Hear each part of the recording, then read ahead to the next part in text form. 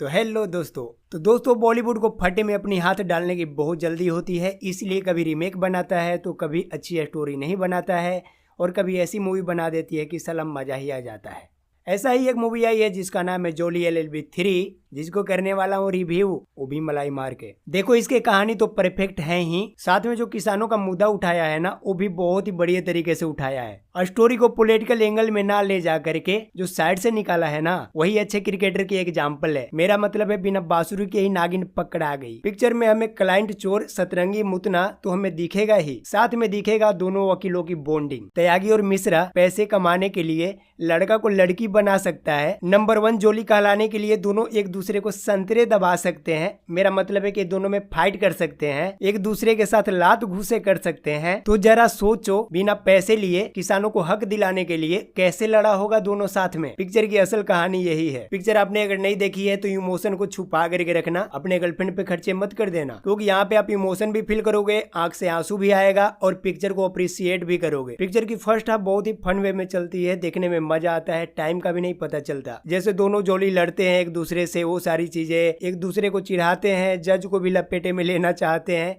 First half ऐसा ही निकलता है। इंटरवल के बाद में पिक्चर बहुत ही सीरियस हो जाती है और आप भी बहुत ज्यादा सीरियस हो जाते हो। किसान का जमीन घर बार हथिया लेता है खैतान यानी कि गजराज। कैसे त्यागी और मिश्रा 38,000 करोड़ की बिजनेसमैन को बैंड बजाते हैं, वो देखने में तो मजा आता ही है। अक्षय कुमार की एक्टिंग की बात करूँ तो बहुत ही बढ़िया है, बढ़िया तरीके से किया है भाई। लगता है कि न्यू एक्सपीरियंस के साथ आया है उसने एक्टिंग करने के लिए। कॉमेडी तो उनके लिए हलवा है ही, इमोशनल में तो और भी उनके पावर परफॉर्मेंस निखरता है। अरशद वारसी की एक्टिंग की बात करूँ तो बहुत ही बढ़िया है। उनकी नेचुरलिटी ही आज तक बॉलीवुड में उनको टिका करके रखा है, वरना कितने आए ढकेला राम, कितने गए टोला राम, किसी को भी कोई पता नहीं। इस पिक्चर में उनकी नेचुरल एक्टिंग भाई साहब इमोशन को बहुत ही बढ़ा देता है। वरना बहुत सारे एक्टर हैं जो रोमियो की तरह आते हैं और परमार की तरह चले जाते हैं। परमार से मेरा मतलब है रोमियो राजकुमार का विलेन। सौरभ शुक्ला यानी जज साहब की एक्टिंग के बारे में बात कर ही लेते हैं। अगर इनकी एक्टिंग के बारे में न बात करूंगा तो भाई साहब आप मेरे को झापड़ तो लगा ही सकते हो। मेरे को झापड़ नहीं खानी भाई साहब, मैं इनके बारे में बात कर ही लेता हूँ। हमेशा से जज साहब को इन दोनों जोली ने बहुत ही परेशान किया है। त्यागी की वजह से एक बार जज साहब को हार्ट अटैक आ गया था और मिश्रा जी की वजह से उनके पत्नी को हार्ट अटैक आया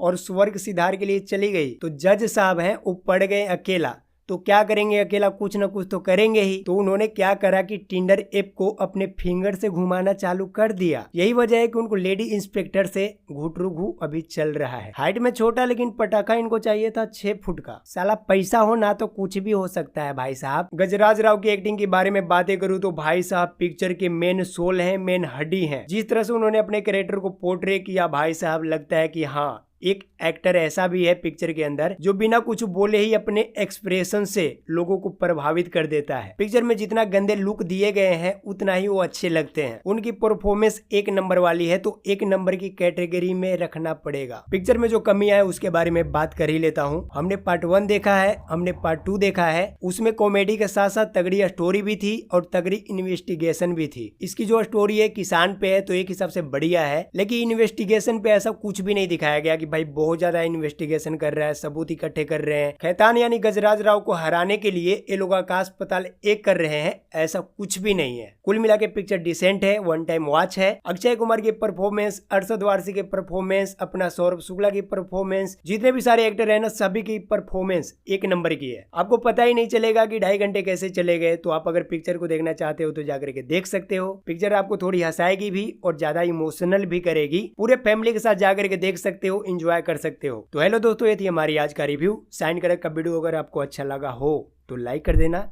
चैनल को कर लेना सब्सक्राइब। अगले वीडियो में मिलते हैं, तब तक के लिए चलते हैं।